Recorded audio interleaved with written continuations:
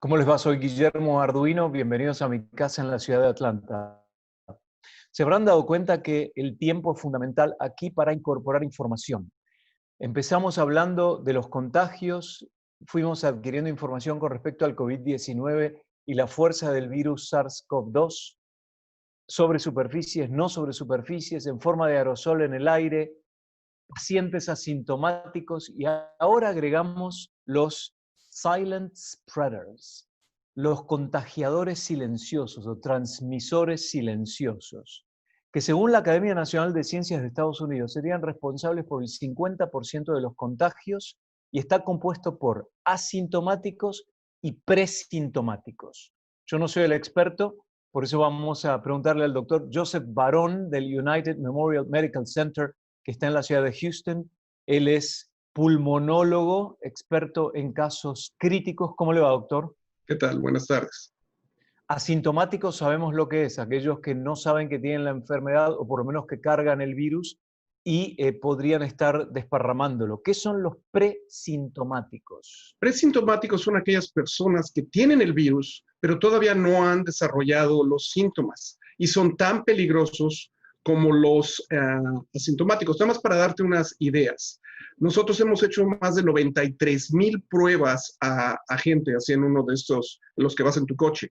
De esas 93,000 en el estado de Houston, en el estado de Texas, tenemos 17% de positivos. De esos 17% de positivos, el 48% son asintomáticos. Es decir, la mitad de la gente que está ahí positiva no sabe que es positiva.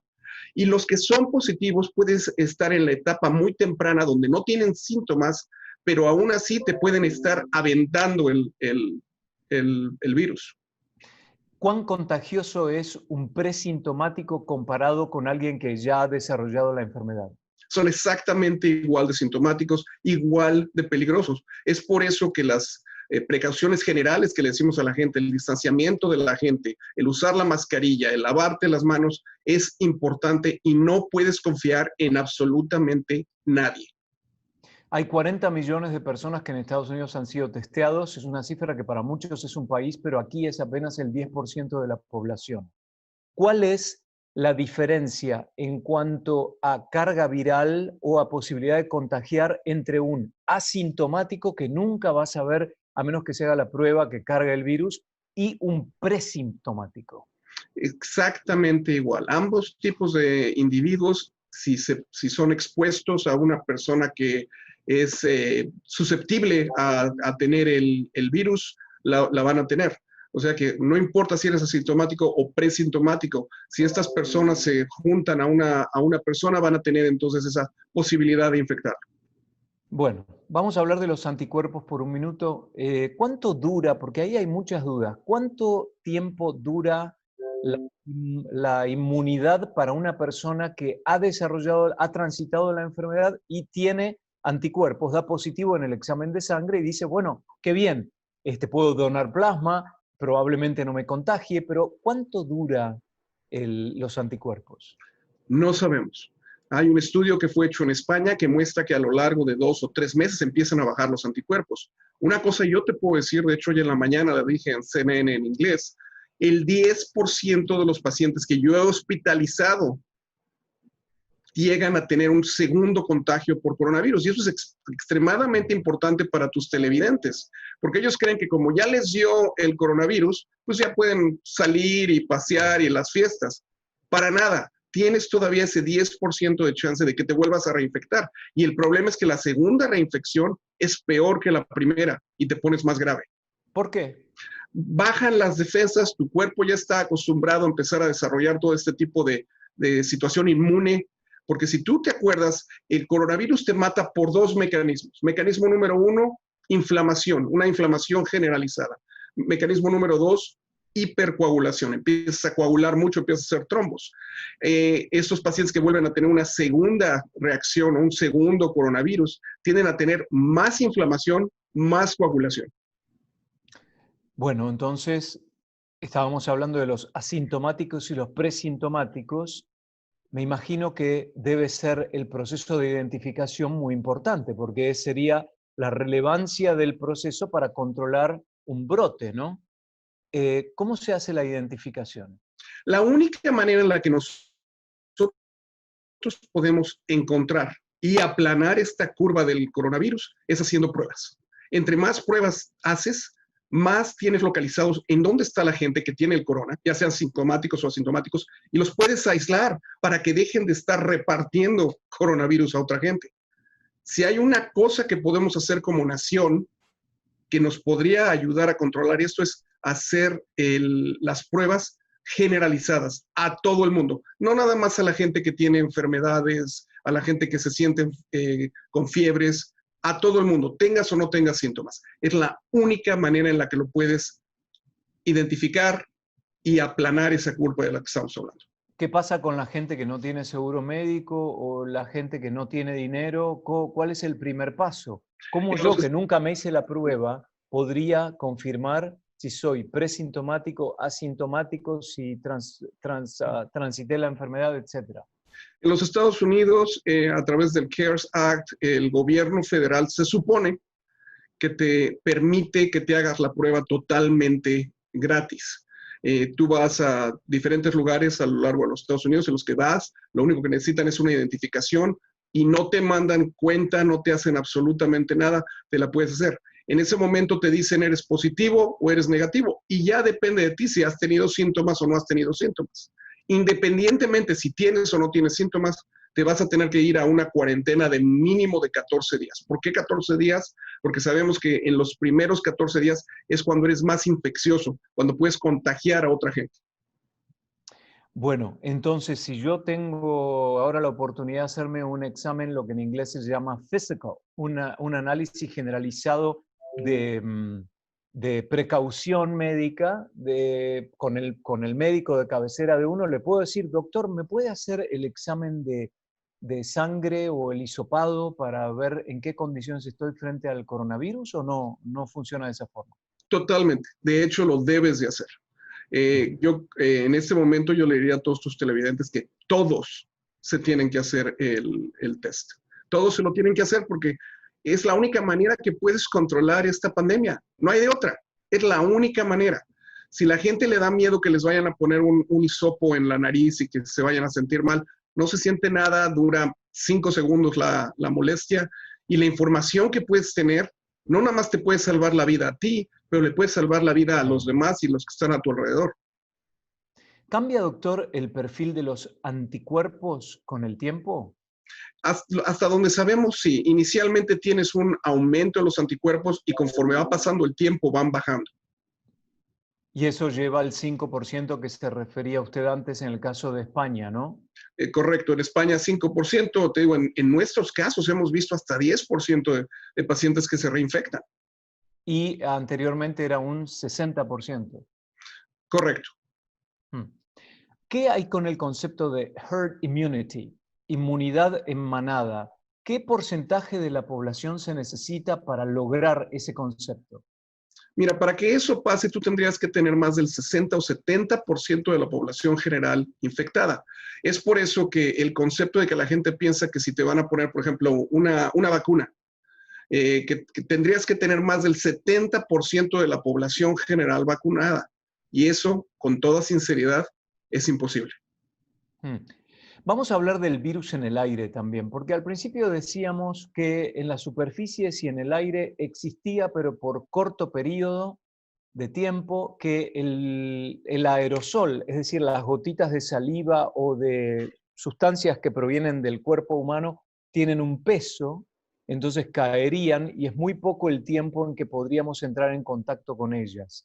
Con la flexibilización evidente de la cuarentena, aquí en Estados Unidos, en este momento cuando los números están subiendo, cuando hay gimnasios abiertos, peluquerías abiertas, lugares para jugar al bowling que están abiertos, hay reuniones privadas, hay restaurantes en la parte de adentro que están abiertos, la ventilación no se impone como un aspecto fundamental para evitar justamente la transmisión a partir del aerosol.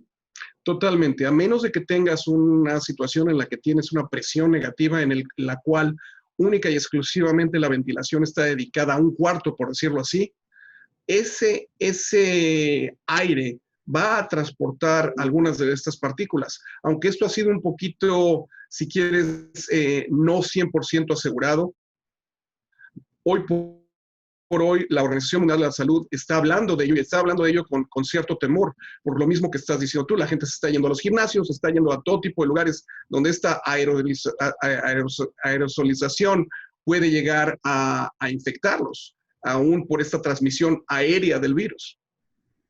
Entonces, puedo asumir que si yo tengo un ventilador de techo o un ventilador de pie entre una persona y yo, cuando estamos comiendo, por ejemplo, o hablando, y estamos en una mesa a 2 metros, y yo tengo una corriente de aire en el medio, ¿eso me protegería o no? No te protegería completamente, porque existen estudios que han mostrado que el virus puede volar hasta 25 pies de distancia. Estás hablando de una distancia bastante grande. Y a pesar de que hay un torrente de aire, ¿no? A pesar de que hay un torrente de aire. No es infalible. Por eso es tan importante que uses tu mascarilla. Si tú usas tu mascarilla, la otra persona usa tu mascarilla, no vas a tener problema. Claro que si estás comiendo, a menos de que tengas una barrera, que de hecho varios restaurantes están haciendo eso, poniendo unas barreras transparentes para que puedas tener esa comunicación. Pero la barrera transparente debería estar desde el suelo hasta el techo. Tendría que ser una barrera transparente tipo el agente secreto Maxwell Smart, que se pone completo uno en la cabeza y el jefe también. El aire estanco versus ventilación. Quiero hablar de eso de nuevo. Las iglesias, donde se canta, donde se reza en masa, donde se manifiesta verbalmente con un torrente de aire que sale desde la columna respiratoria del ser humano, no es un lugar, es un lugar antiguo en muchos casos, las iglesias antiguas, ¿no es un caldo de cultivo para la transmisión del virus? 100%. Si tú quieres encontrar pacientes con COVID, ve a una iglesia, ve a un lugar donde haya mucha gente. Ahí vas a encontrar sin duda alguna pacientes que tienen COVID. ¿Por qué? Porque están, como dices tú, ¿no? Ponle que hay un coro que está cantando muy fuerte y toda la gente está cantando, salen partículas, sin duda alguna. Es lo mismo entonces, la misma mecánica sucede en un gimnasio. ¡Oh, oh, oh! ¿No? Ahí estoy emitiendo una columna que saca un montón de aire y eventualmente saliva microscópica que puede cargar el virus. Totalmente, y recuerda ese 48% de gente que te dije que no tienen síntomas, que se ven perfectamente bien, que están fuertes, que están saludables y que nomás están acarreando este virus. Clarísimo. Vamos ahora al aire libre. Voy a ir a una especie de restaurante, el mesero viene con máscara, yo me pongo la máscara hasta que me pongo a comer, pero como en la terraza, en un lugar abierto y a unos 3 metros de una persona que no vive en mi casa. ¿Estoy a salvo o no? No estás 100% a salvo. Nadie te puede asegurar que vas a estar a salvo. Entonces, mi recomendación sería, si no tienes que ir a comer a la calle, no comas en la calle, porque tienes, a menos de que estuvieras, como te digo, rodeado de algún tipo de material que te protegiera, no hay forma que te asegure al 100% que no te va a pegar, porque el señor de que está a 3 metros puede estornudar, y ese estornudo, aunque tú nada más lo oigas muy poquito, puede volar hasta donde estás tú. Entonces, doctor, la que queda es, porque yo estoy viendo cómo se puede defender la cuestión económica, ¿no? Más inmediata que nos rodea. El gobierno tiene que salir y subvencionar a todo el mundo acá. Las empresas no deberían echar a ningún empleado, le deberían mantener un determinado porcentaje del salario, porque hasta que no salga la vacuna, entonces estamos a la buena de Dios. Mira, ahí es un problema que ya es un problema de tipo social, ¿no? O sea, tienes que mejorar la economía y la salud de la gente. Sin embargo, yo le digo a toda la gente, no puedes tener una economía saludable si no tienes gente que esté saludable, sencillamente. Es muy importante que sí se abra la economía, pero si vas a abrir la economía, la gente tiene que ser educada, tienen que tener conciencia social, sí van a ir a trabajar, que trabajen, pero que mantengan su distancia sana, que se usen sus mascarillas, que se estén lavando las manos constantemente. El problema es que cuando se abrió la economía, y te lo digo porque eso nos pasó en Texas, El momento que se abrió la economía, la gente se le olvidó que existía el corona. Se les olvidó por completo. Y la gente salía y sin máscaras. Y por eso las últimas 3 semanas he tenido unas de las peores semanas de mi vida como médico. A ver cómo fue la última semana comparado con hace un mes. Yo te diría que en las últimas 3 semanas yo he admitido más pacientes que en las últimas 10 semanas. Los pacientes que me han llegado en las últimas 3 semanas me llegan mucho más graves que los que me llegaban hace 10 semanas. Y la gente dice, no, es que a lo mejor el virus mutó. No, lo que pasa es que la gente no entiende, no entiende. Se quedan en sus casas por periodos prolongados antes de venir al hospital. Siguen saliendo a las calles, siguen haciendo manifestaciones, siguen haciendo todo tipo de cosas que en este momento no son Recomendables. recomendables. Yo digo, y lo he dicho una y otra vez en televisión, que yo ahorita estoy peleando 2 batallas. Estoy peleando contra el coronavirus y estoy peleando contra la estupidez humana, porque la gente no tiene conciencia social. Si tú quieres controlar este virus, necesitas conciencia social. Y eso empieza primero haciéndote la prueba. Claro, el problema es también que al haber un liderazgo cuestionado en todo el mundo, estoy hablando, no solo en Estados Unidos, fíjese lo que pasó en Brasil, doctor. El presidente Jair Bolsonaro dio positivo a coronavirus y le quería preguntar, él tuvo un ataque previo que le dio cierta incapacidad pulmonar, creo que había sido con cuchillo el ataque. ¿Podría haber una vinculación en ese caso o no? Fue en 2018. Cualquier persona que tiene cualquier enfermedad pulmonar preexistente, ya sea asma, que tuviese algún problema de pulmón, que te tuvieron que operar, cualquier persona, no importa lo que sea, una enfermedad pulmonar obstructiva crónica, esas son gentes que se van a poner a más riesgo, eso es primero, y segundo, gente que tiene menos capacidad pulmonar y no resiste tanto el coronavirus. Y esos son los que nos dan más problemas como pacientes, se ponen más críticos con nosotros. Doctor, ¿qué le parece el hecho de que se habla de el tipo y el factor de sangre, grupo y factor sanguíneo, con respecto a la predisposición para tener un caso más complicado del cuadro respiratorio, por ejemplo, o el caso de la inflamación multisistémica, dependiendo del tipo de sangre que uno tiene? ¿Todavía estamos hablando de estadísticas o realmente se puede empezar a pensar, cuidado, A positivo, tenés más posibilidades de tener complicaciones; cero negativo, estás un poco más protegido? Esto viene a raíz de estudios que se hicieron tanto en China como en España. Y como dices, la gente que somos A positivo, tenemos más riesgo de que nos dé el coronavirus, número uno, y segundo, que nos dé peor. La gente que son O, grupo O, ellos tienen menos riesgo. Sin embargo, no sabemos por qué pasa esto. No sabemos si esto es una cosa estadísticamente casual o si realmente está pasando. Yo en los últimos 140 pacientes que he tenido en el hospital, la mitad de ellos han sido A positivo, la otra mitad han sido AB, B e incluso varios O positivos. Entonces, yo he tenido de todo. Pero recuerda que estamos hablando de que a lo mejor el virus de alguna manera ha mutado. El virus que yo estoy viendo hoy por hoy en Texas no es el mismo virus que se vio en China. Eso te lo puedo decir, porque los pacientes nos están llegando mucho más graves. La inflamación multisistémica de la que estás hablando, los coágulos que les dan por todos lados, son impresionantes. ¿Pero usted está comparando pacientes de Estados Unidos antes y después o paciente chino con paciente de Estados Unidos? Yo estoy comparando ambas. Estoy comparando el paciente chino inicialmente con el paciente americano inicialmente. Y ahora estoy comparando el paciente que yo he tenido aquí contra el nuevo paciente que estoy teniendo. Y claramente hay una diferencia. Hace 10 semanas yo te decía, la supervivencia de mi unidad es 100%. Hoy por hoy nuestra supervivencia está en el 95%, que sigue siendo muy buena comparada con el resto de los Estados Unidos. Pero yo ya estoy viendo una diferencia, gente que está muy grave y a pesar de todo lo que les hacemos, no estamos pudiendo controlarlas.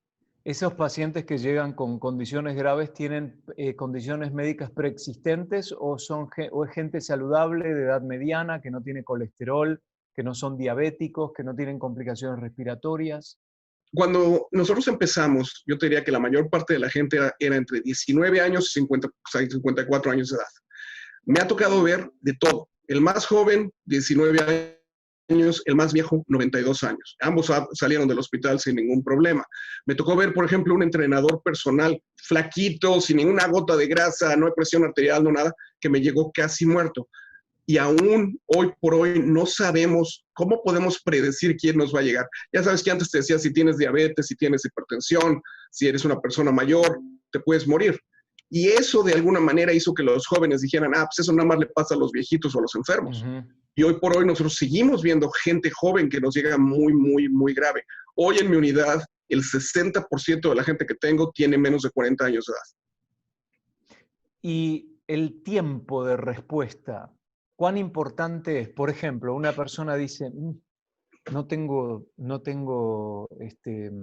olfato, tengo temperatura, tengo dificultad para respirar, pero voy a esperar a ponerme un poco más grave. ¿Es muy importante la decisión cuándo tomarla o realmente es lo mismo? Extremadamente, Guillermo. Esto quizás es la parte más importante que tenemos que informar al público.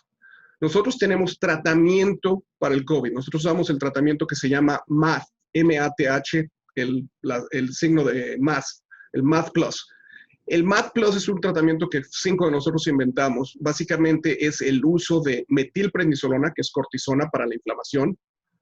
A es ácido ascórbico, vitamina C, que te acuerdas que siempre te daban cuando te enfermabas cuando eras niño. T, que es tiamina. Y H, que es heparina, que es un anticoagulante. Entonces, ahí estamos atacando las dos partes que te dije del problema de COVID, la inflamación y la coagulación. Si esto lo hago en cuanto la persona me llega a la sala de urgencias, en las primeras 6 horas que me lleguen a la sala de urgencias, yo te puedo garantizar 100% de que salen adelante. El problema es que generalmente la gente les toma tiempo en llegar, incluso en el hospital no se les inician las medicinas, mucha gente no quiere creer en esta terapia que estamos haciendo y tienen un desenlace fatal. ¿Qué medicinas? ¿La heparina, esas que mencionaba? ¿O la que mencioné, las que se llaman el protocolo MAT Plus, es decir, metilprednisolona, ácido ascórbico, tiamina y heparina. Una vez más, lo que estás haciendo aquí es no tratando al virus, sino tratando las complicaciones que te da el virus, esa enfermedad multisistémica de la que estabas hablando. El Papa Francisco tiene un pulmón en funcionamiento nada más por una cuestión de cuando era niño. ¿Él estaría en mayor riesgo, por ejemplo, una persona que tiene solamente un pulmón? 100%. Primero, por su edad. Segundo, por su capacidad pulmonar. Ajá. Doctor, usted habló de traumatismo al pulmón. Por ejemplo, específicamente, ¿qué tipo de traumatismos posicionan a una persona de manera más vulnerable frente a esta enfermedad? Cualquier traumatismo que te baje la capacidad pulmonar. Es decir, se te desinfló un pulmón porque te pegaste, se te rompió una costilla y se te ponchó el pulmón. Esa persona va a tener un poquito de cicatrización que va a hacer que ese pulmón no se infle completamente. Y eso es lo que necesita uno para poder salir adelante. Porque estos pacientes cuando te llegan, el pulmón está totalmente tapizado por inflamación del corona. Cuando usted compara el estado del United Memorial Medical Center en la ciudad de Houston, ahora y en un tiempo normal, no un tiempo pandémico, ¿cómo andamos con el número de internaciones? ¿Cuán cerca está de capacidad máxima? Mira, el Hospital United Memorial Medical Center es un hospital muy chico, es un hospital que tiene 120 camas. Nosotros empezamos con 46 camas para COVID, después aumentamos a 58 y ahorita estamos en 88, es decir, 88 de 120 camas son única y exclusivamente para COVID. Y estamos casi a punto de convertir el hospital completo en COVID porque no nos estamos dando abasto. Recién hablábamos que, bueno, ya no es más la persona mayor, ya no es más la persona con condiciones preexistentes. Y me acuerdo cómo en redes sociales pasan, por ejemplo, una cajita de chiclets y dice, si comías esto, si utilizabas la cajita para soplar como una corneta, significa que estás con mayor riesgo. Lo que están diciendo es si tienes más de 50 años, está. Entonces eso ya no va más. Ahora Para todo el nada. mundo debe ser tratado de la misma manera. Pero ¿qué hay con el aspecto socioeconómico? ¿Es una enfermedad en la que se observa más a gente de un estrato social bajo o en realidad no podemos hacer esa generalización? Eh, Desafortunadamente no podemos hacer esa generalización. Y esto es una cosa importante porque la gente que piensa que porque tienen dinero, que porque van a comer a buenos lugares, que van a lugares que según ellos están limpios, los va a salvar, esto no te salva. Esta es una enfermedad que le pega a los pobres, que les pega a hombres, que les pega a mujeres, que te pega a cualquier persona independientemente del color de su piel. Sí, doctor, pero hay una realidad. Si tenemos una casa de 3.500 pies cuadrados o 350 metros cuadrados para dos personas y no tengo que salir a trabajar porque tengo la fortuna de estar en una empresa que me permite trabajar en forma virtual, frente a un jardinero, a ¿Mm? una persona que limpia casas o que trabaja en un restaurante de comidas rápidas haciendo delivery, y viven en un dormitorio 3, 4, 5 personas o en dos dormitorios 8 personas, me parece que ahí el riesgo es mucho mayor. Y a eso apuntaba mi pregunta. La Y gente realmente que tiene que salir a trabajar, que viven varias familias juntas en lugares pequeños, ¿no está expuesta a un mayor riesgo? 100% y en eso tienes razón. Lo que yo estoy tratando de decirle a la gente es que entiendan que a cualquiera le puede pegar. Pero Ajá. tienes razón. Por ejemplo, cuando nosotros empezamos la unidad hace 112 días, te los cuento todos los días, hace 112 días teníamos como 80% de los pacientes que yo tenía eran afroamericanos y el otro 20% eran hispanoamericanos. Hoy por hoy, esa relación se ha invertido. Esa relación, ahorita tengo 70% de mis pacientes que tengo en el hospital son hispanoamericanos, 20% son afroamericanos y 10% son gente blanca. Ahora eso debe tener que ver también con el perfil de la ciudad, ¿no? O la zona de Estados Unidos. Por ejemplo, Texas me imagino que por la proximidad a la frontera tiene muchísima gente de extracción latina y, ¿por qué no, mexicana? O nor y centroamericana, ¿no? 100%. Y tenemos muchísima gente mexicana. De hecho, me llegan familias completas. Hijos, madre, todos, o sea, y los tengo hospitalizados a todos. A veces hasta los ponemos dos en un cuarto porque no tenemos No suficientes cuartos. way. Sí. ¿Cómo familias enteras, doctor? Familias enteras, me llegan familias, por ejemplo, ¿te acuerdas después cuando fue el Día de las Madres? Yo le pedí a la gente que Ujú. no saliera a saludar El a Día las del Padre, ¿no? O abuelitas. el Día de la Madre. Cuando fue el Día de la Madre. Al Ajá. Día de la Madre, como 10 días después, a mí me llegaron mamá primero, y después me llegaron dos hijos, y después me llegó otro hermano. Toda la familia la teníamos en el hospital. Era increíble. La mamá salió antes que los hijos, que fue la parte interesante.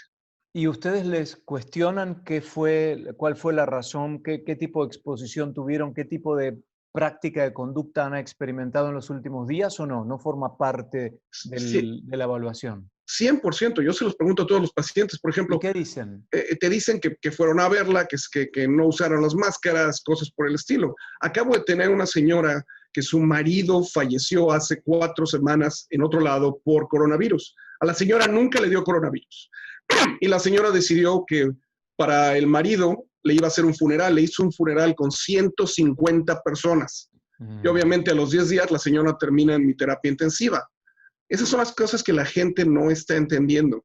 Como hispanoamericanos, tú sabes que somos muy cordiales, nos gusta hablar, nos gusta tener mucha Tocarnos, gente. Tenemos que, besarnos, tenemos que cambiar claro. esas condiciones, por lo menos por el momento, si no eso se va a prolongar.